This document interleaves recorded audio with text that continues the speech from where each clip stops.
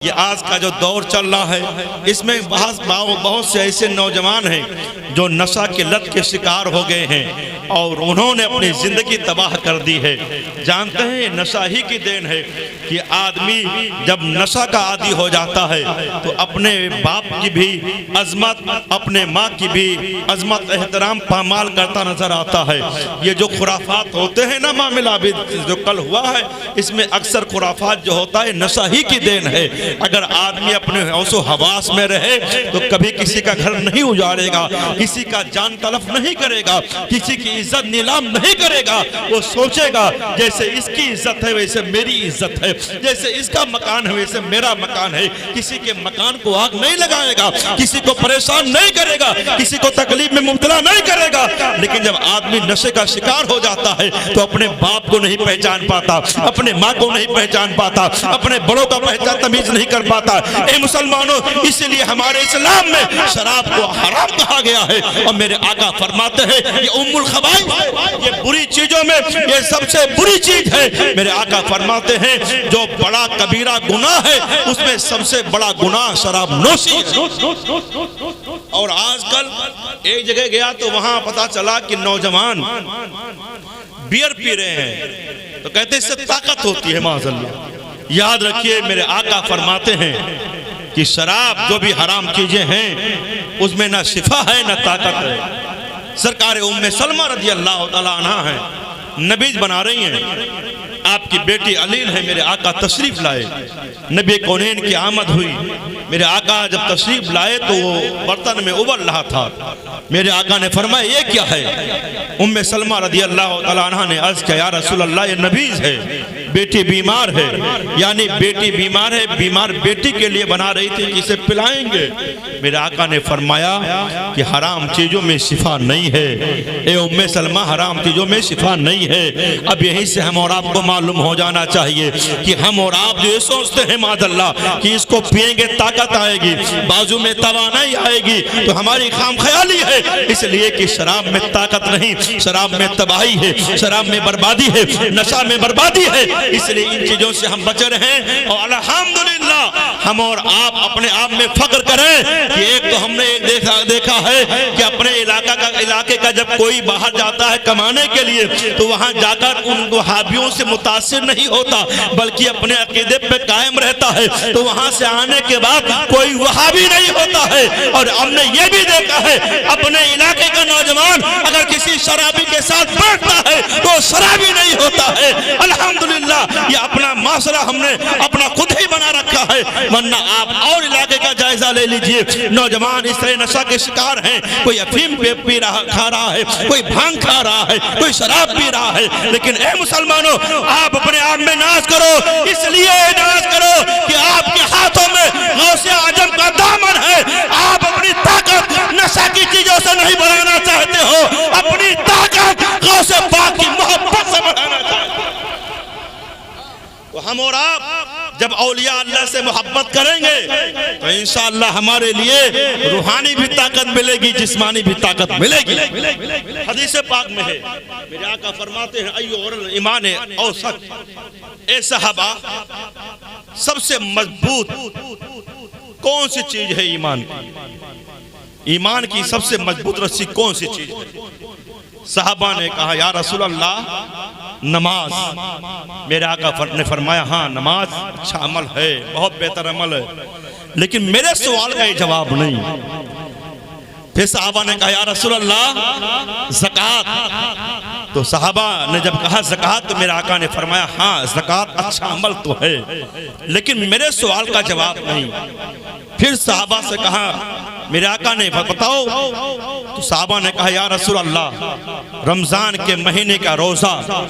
मेरे आका ने फरमाया हाँ रमजान के महीने का रोजा अच्छा अमल तो है, लेकिन मेरे सवाल का जवाब नहीं। फिर मेरे आका नबी कौनैन की बारगाह में सहाबा ने अर्ज किया या रसूल अल्लाह हज।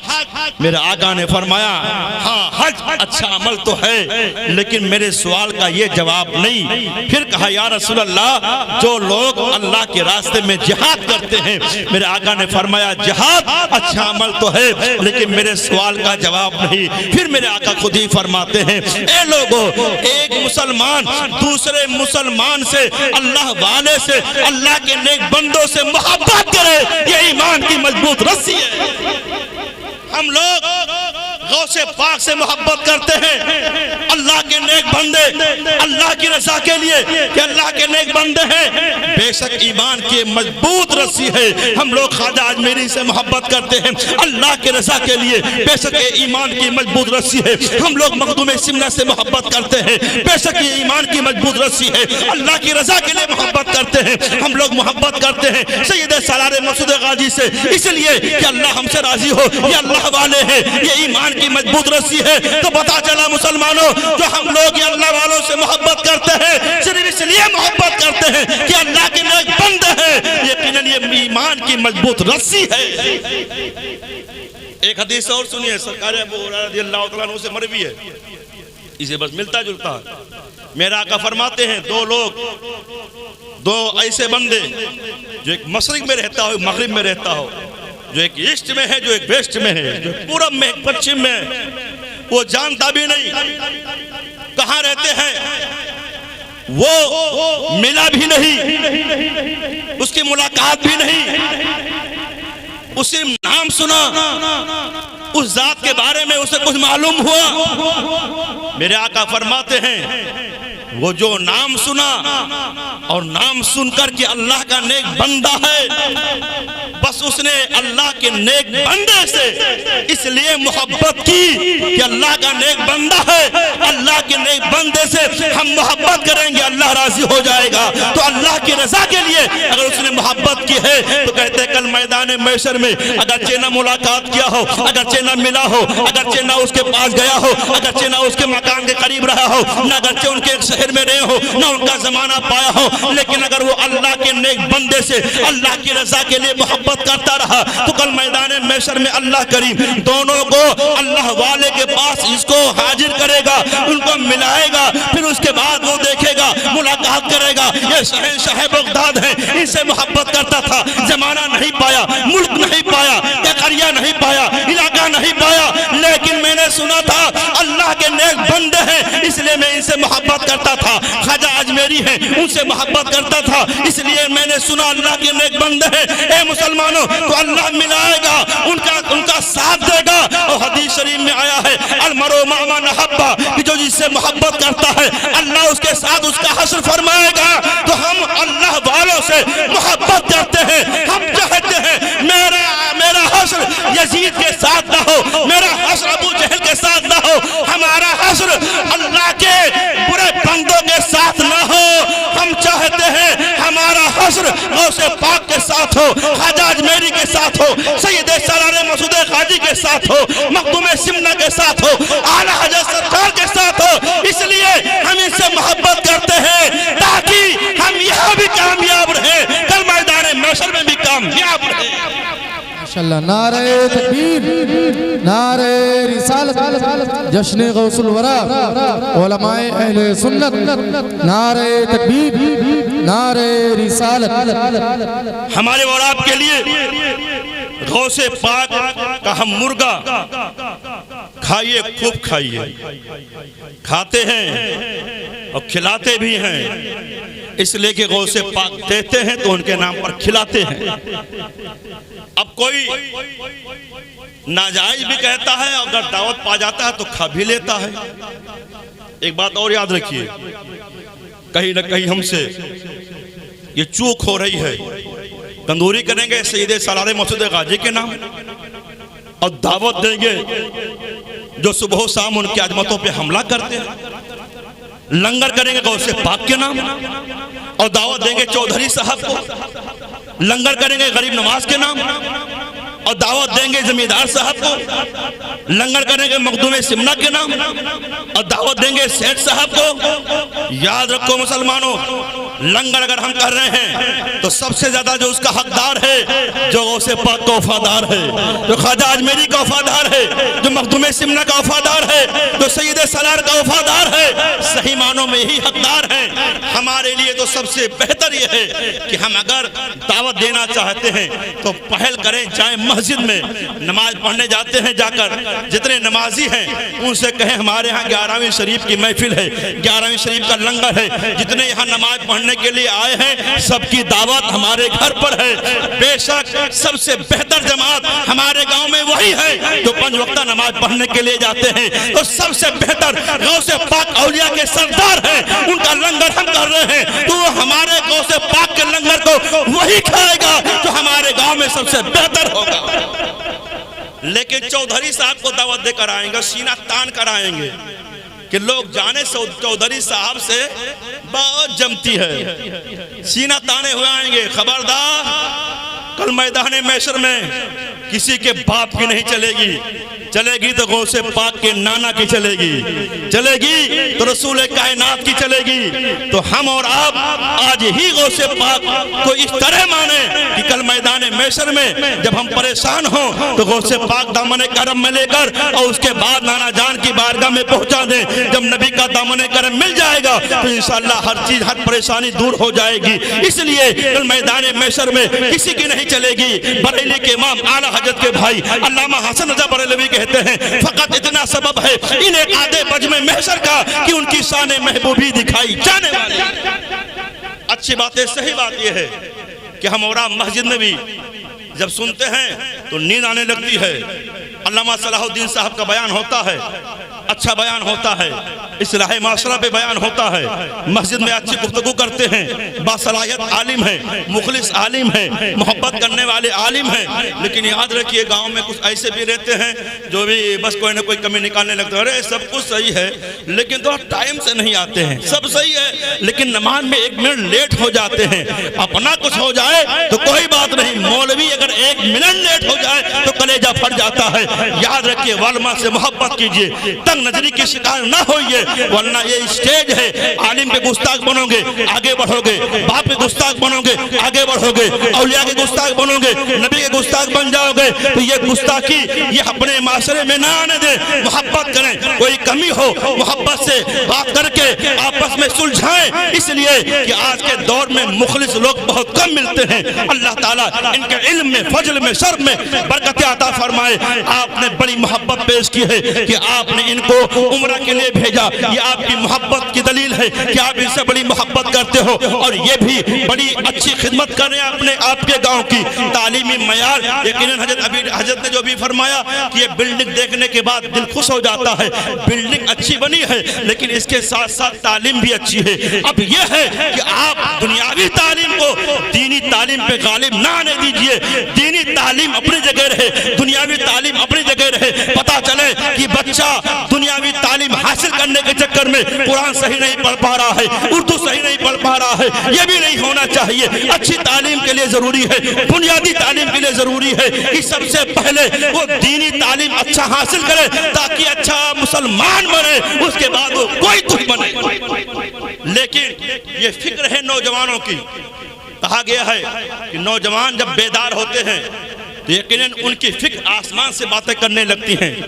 इकराम भाई ने मुझसे मेरे पास अभी जल्दी फोन किया, कहा हम लोग चाहते हैं जो हमारे इलाके में बच्चे एजुकेशन के मामले में अगर माली एतबार से परेशान हो, हम उनकी कहीं ना कहीं पजीराई करें, उनकी माली मदद करें। और हमारी कोशिश ये है हमारे इलाके से बच्चे आगे बढ़ें, तालीमी जो मयार है उस मयार को सुधारा जाए। और अगर कोई गरीब बच्चा टैलेंटेड है, कोई बच्चा अगर उसको इस तरह सलाहियत है कि वो आगे बढ़ रहा है, माली एतबार से कमजोर है, तो इसमें कोशिश की जाए। इसलिए कि गौसे पाक का एक मिशन ये भी है कि शहंशाह बगदाद ने अपने माँ की ममता को छोड़ा था, अपनी माँ की मोहब्बत को छोड़ा था, अपने दयाल अपने वतन को सिर्फ इसलिए छोड़ा था ताकि हम जाएं बगदाद में आला तालीम हासिल करें। आला तालीम हासिल किया है तब गौसे पाक ने कहा है दरअसल इल्म हमदा सिद्ध कुतबा, हमने इतना तालीम हासिल कर लिया कि अल्लाह ने हमें कुतुब बना दिया। करके हम अपनी बात खत्म करेंगे। शहंशाह बगदाद रज़ी अल्लाह तआला अन्हु के दौर में एक बहुत बड़ा गवैया, गाने वाला बहुत बड़ा गवैया, जिसके बड़े फॉलोअर, बड़े उत्साह, बड़े चाहने वाले, कहते हैं वो जहां जाता लोगों का मजमा लग जाता हुजूम, जिधर से गुजरता गलियां तंग हो जाती, जहां बैठता उसके लाइक करने वाले, चाहने वाले वहां भीड़ लगा लेते। हुजूर को उससे पाक रज़ी अल्लाह तआला अन्हु तक की बात पहुंचती है कि ऐसा वो गवैया लोगों को गुमराह कर रहा है, नौजवानों को गुमराह कर रखा है। जहां पहुंचता है नौजवान भीड़ लगा लेते हैं उसको सुनने के लिए। बड़े शाही, बड़े शौक रखने वाले, उसके लिए बड़ी दीवानगी है। शहंशाह बगदाद ने उसको बुला के समझाया। आज भी देखा गया है कि अगर किसी के अंदर बुराई आ जाए, अगर आलिम बुला के समझाए तो उसी का दुश्मन हो जाता है। कहता है इन्हीं को हमारी कमी नजर आई तो वो उसी का दुश्मन हो जाता है। लेकिन अच्छी बात अगर कोई समझाए तो समझनी चाहिए और अमल करना चाहिए। बहरहाल हुजूर गौसे पाक रज़ी अल्लाह तआला अन्हु ने उसे समझाया, लेकिन जब वो वापस गया तो बजाय समझने के गौसे पाक का मुखालिफ हो गया। जहां बैठता गौस पाक रज़ी अल्लाह तआला अन्हु के खिलाफ बातें करता, शहंशाह बगदाद की बारगाह में नाजेबा कलिमात अदा करता।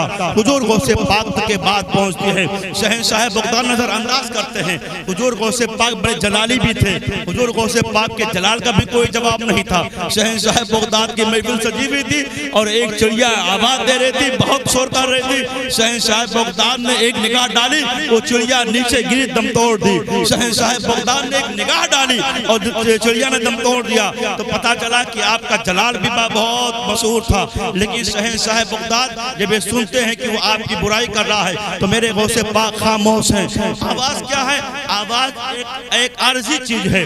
जब तक जवानी है तब तक आवाज की कशिश है, उसके बाद आहिस्ता आहिस्ता आवाज दम तोड़ने लगती है। जैसे जैसे बुढ़ापा आता है वैसे वैसे उसकी आवाज टूटने लगती है। लेकिन अक्सर देखा गया जो नाशरीफ पढ़ने वाले होते हैं उनकी आवाज बुढ़ापे के साथ जैसे जैसे उनकी उम्र ढलती है आवाज में और ज्यादा चाशनी आती है और ज्यादा कशिश बढ़ती जाती है। बहरहाल जैसे जैसे उसकी उम्र ढलती रही वैसे वैसे उसकी आवाज टूटने लगी। अब उस आवाज में वो कशिश नहीं है, अब उस आवाज में उस तरह गूंज नहीं है। अब आदमी आहिस्ता आहिस्ता उसकी जो मकबूलियत थी वो दम तोड़ रही है, जो उसकी शोहरत थी आहिस्ता आहिस्ता कम होती जा रही है, जो उनके उसके लिए दीवानगी थी वो कम होती जा रही है, जो लाइक करने वाले फॉलोअर थे वो आहिस्ता आहिस्ता कम होते जा रहे हैं। पहले गलियों से गुजरता था, लोग भीड़ लग जाती थी, अब गुजरता है चंद लोग आते हैं। यहाँ तक कि अब उसकी उम्र ढल चुकी है, बुढ़ापा आ चुका है। अब कोई पुरसाने हाल नहीं, कोई पूछने वाला नहीं, कोई चाहने वाला नहीं। जिस गली से गुजरता है अब कोई देखने वाला नहीं, कोई हाल पूछने वाला नहीं।